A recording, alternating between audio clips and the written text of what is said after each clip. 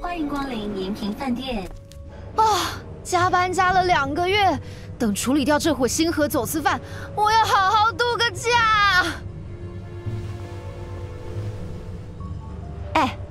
以太特令行动秘密开始后，这还是我们第一次一起执行任务吧？自从知道你也被调进来，我就想跟你合作了。结果任务一个接一个，都找不到适合的机会。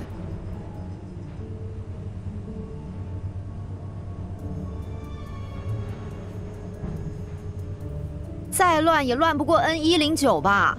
听说你2个月前只身闯进去，把暗点的星河拍卖搅得一团糟，又全身而退，甚至从里面带出一颗真正的以太星河。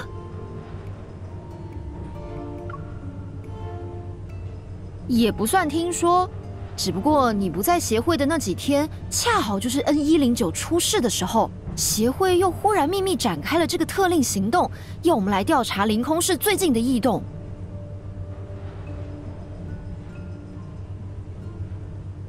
放心，不管是不是真的，这都是机密中的机密，没有人会乱开口的。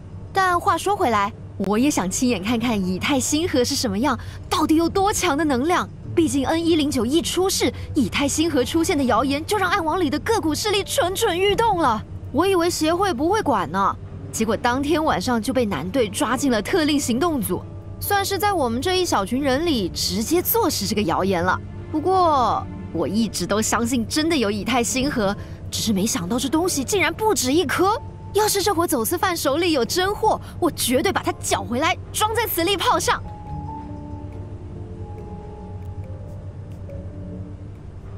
那就让我帮你想起来。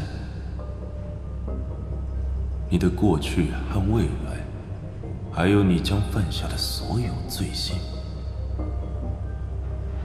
毕竟，我们才是真正的同类。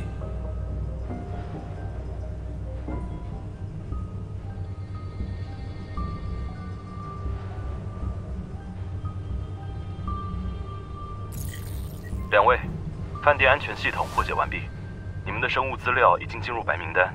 可以自由出入了。目标指定的交易地点在3909号会客室，离约定时间还有5分钟。